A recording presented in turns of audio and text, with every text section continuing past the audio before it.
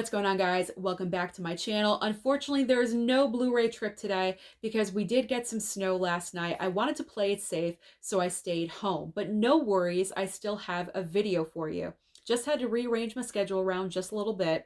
So instead of a Blu-ray trip, I have The Movies Are Coming for March of 2023. This is where I simply let you know what brand new movies you can expect in your local movie theater next month, and you can decide what you want to go and see. But trust me, when I tell you the month of March is so stacked with brand new releases, you're probably going to be at your movie theater every single weekend.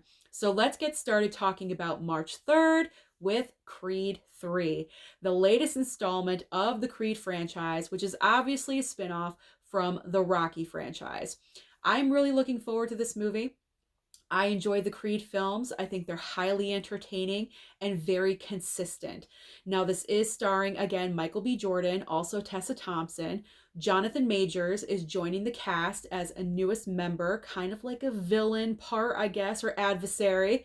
But what's also interesting is that Michael B. Jordan is not only acting, but he took on the directing role for Creed 3 as well. So I'm looking forward to seeing how he balanced directing and also acting.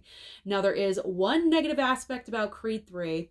If you did not know, Sly Stallone, unfortunately, is not in Creed 3, which I'm obviously disappointed in because I love Sly and I consider Rocky to be the heart of these movies. Now, granted, this is Michael B. Jordan's film, he is the main character, but the character of Rocky is always the heart. He's the heart and the soul. So yes, I'm personally going to miss that in Creed 3, but I still think the film is going to be awesome and I do want to go and see it when it opens. But if you're not into Creed or boxing movies, there is another choice for you on March 3rd, which is called Operation Fortune, which is a brand new film directed by Guy Ritchie with an all-star cast. We have Jason Statham, who you know I love him as well. So Jason Statham, Aubrey Plaza, Carrie Elways, and also Josh Hartnett is in this movie. Apparently, it's a spy movie. Great, awesome. I think we need more spy movies that are not James Bond. So I'm looking forward to watching this one. I'm not sure if I'm going to be able to get to the theater, though, to see this. If I don't, I'm definitely going to pick it up on physical media, obviously probably on 4K, because I really enjoy the actor-director relationship that Guy Ritchie and Jason Statham have. They've done a few projects together, and I really enjoy their movies, especially Wrath of Man. I talk about that movie all the time. I think it's just so underrated. I think more people need to see it. I recently rewatched it the other night. It is so good. So anytime Guy Ritchie and Jason Statham team up, I definitely want to be there. So if I don't see it in theater, I'm definitely going to pick it up on physical and I'll probably stream it as well. Who knows? So let's move on to the date I am most excited about in the month of March. It is March 10th with Scream 6. I am a major fan of the Scream franchise. If you guys did not know, I grew up watching the Scream films. Even when I wasn't a huge horror movie fan, I still watched the Scream movies. I've been watching the Scream films for 25 years. The first film came out in 96. I was 16 years old. It was my first horror film I ever saw in the movie theater. And I just thought it was so awesome. I love the mystery aspect of who is Ghostface. And that's the main reason as to why I'm still a fan of these films. Now, the reason why I'm so psyched up about Scream 6 is because this film, we're taking it in different places. I've seen the trailer numerous times. It feels like we're getting back to being a little bit darker, scarier. The biggest difference, though, is that we're getting out of Woodsboro. We're going to New York City, I believe on Halloween or around Halloween time, which is awesome. But not only that, we are missing Neve Campbell. She's not back as Sidney Prescott, which of course upsets me because she is my favorite final girl of all time. I just love and adore her. She's so strong. But I'm not minding the fact that we are kind of moving on in a different direction for the Scream movies. So I will accept that. But overall, I'm just so psyched for this movie. I cannot wait to be there. Opening day in Dolby, having Ghostface right in front of me, because seeing these films in the theater, there's nothing like it. And I'm always trying to piece together who is Ghostface? Who is under that mask? So if you don't want to see Ghostface or a horror film, there's another option for you that I'm equally excited about, which is 65. Now, this is a movie starring Adam Driver, and I love Adam Driver. So in this movie, he plays a pilot where he lands on a strange planet 65 million years ago. So we're talking about Adam Driver dealing with dinosaurs. And I'm so looking forward to seeing this one, mainly because we always see Adam Driver in dramatic roles, and in this movie, it's more of an action role. He's running around, he has a gun. I really want to see him in an action role, so this is perfect. This project is produced by Sam Raimi, so that's also another plus. The writers are from A Quiet Place. Can this movie get any better? Yes, it can. 90-minute runtime. It's not overboard. It's not going over the 2 hour mark, 2.5 hours. 90 minutes. So that means to me, or that tells me, that it's nonstop action from beginning to the end. So that means it's going to be an entertaining movie. So my two top choices for the 10th are Scream 6 and 65. I'm really looking forward to both of those films. But if those movies are not really your cup of tea and you want something a little more heartwarming, there's one more option on the 10th, which is Champions.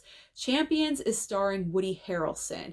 So in this movie, Woody Harrelson plays a minor league basketball coach that gets into a little bit of trouble.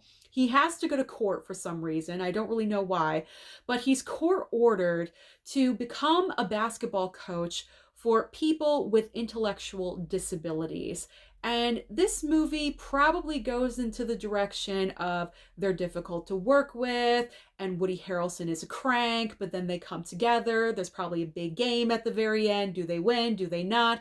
That's probably most likely where this movie goes. Like I said, it sounds extremely heartwarming. And it's going to be like the feel-good movie of the month, if you will. So for me personally, I'm not super excited about this movie. I can wait for it to come to streaming. I don't think I'll pick it up on physical. It seems like a one-time watch movie personally for myself. But if you really love movies like this, you might want to see it in theater and pick it up on physical media when it does. Okay, so let's move on to March 17th.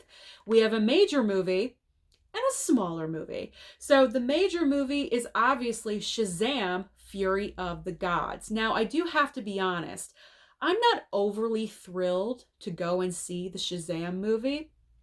I really enjoyed the first film.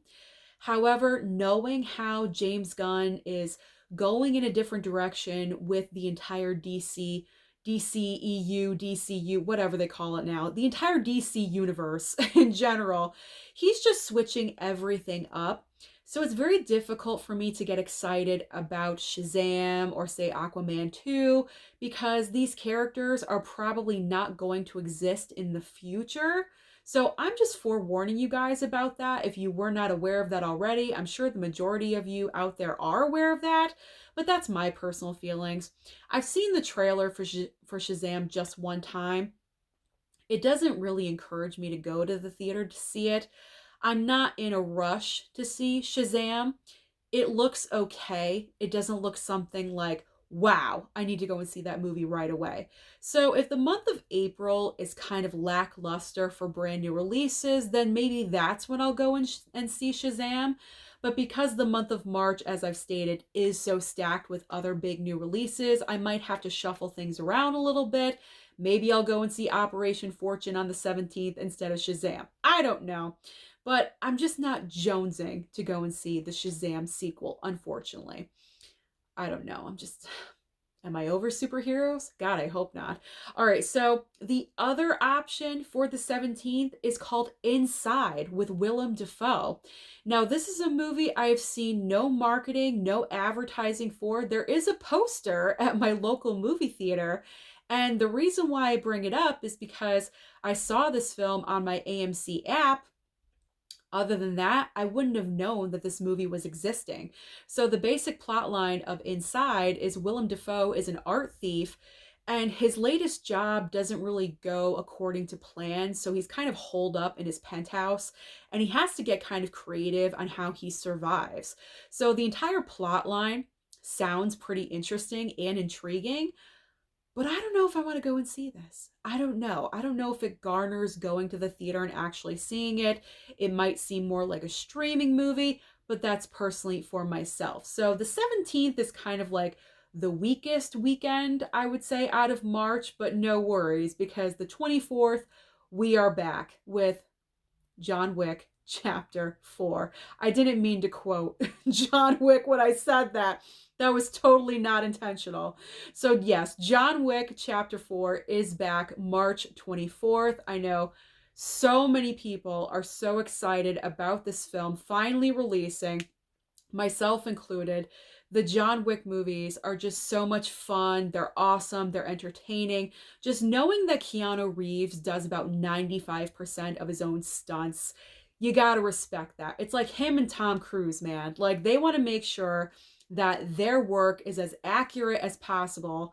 And so they do everything themselves pretty much. And it is just amazing to watch. I love the John Wick movies so much.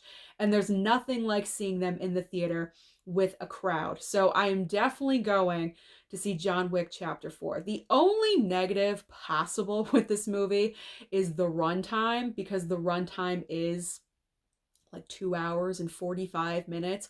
Does it really need to be that long? Probably not. However, I will say if it doesn't drag and it keeps my attention and the pace keeps going, then I don't care about the runtime. But if I'm starting to feel it, that's when I'm going to have a complaint. But overall, I'm excited. It's John Wick. Who's not excited about seeing Keanu Reeves again? The other option on the 24th, in case you are not a Keanu Reeves fan or John Wick fan, we do have A Good Person. Now, this is directed and also written by Zach Braff, starring Florence Pugh and also Morgan Freeman. So the brief description of this movie that I saw is that Florence Pugh plays a woman that has a personal tragedy, and she's coping with addiction, and she's coping with a lot of things to get over this tragic event that happened in her life. Seems like this movie is extremely heavy. This seems like a very heavy drama. So if you're looking for something a little bit more on the heavy side, a little bit more on the, I don't know, not so fluff and filler side like an action movie, you want to go the other way for a really heavy drama, then A Good Person, is that it? A Good Person. Yeah, A Good Person might be the movie for you. As I said, very small film. Haven't seen any marketing or advertisement for it. There is a poster at my local movie theater for it, so I know it is coming. It does exist. And the final movie on March 31st, we have Dungeons and Dragons: Honor Among Thieves. So this one looks like a lot of fun. It looks like a lot of fun. There we go. Led by, again, all-star cast, but mainly stars Chris Pine and Michelle Rodriguez from the Fast and Furious movies. And I've seen the trailer a couple of times for this movie already, and it just seems like a great time. It's based off of the game, and it's one of those movies where you just go in, have your popcorn, your soda, shut off your brain, enjoy what's in front of you for a couple of hours on a random Saturday, and have a good time. And I'm not sure if I'm going to go and see this one. I'm kind of like on the fence about it just a little bit. I wouldn't mind going to see this movie. It does look like it's going to be a good time and entertaining. So this one is a maybe for me. So those are all of the movies that are coming out to your local movie theater in the month of March. So comment down below and let me know which one are you most excited for.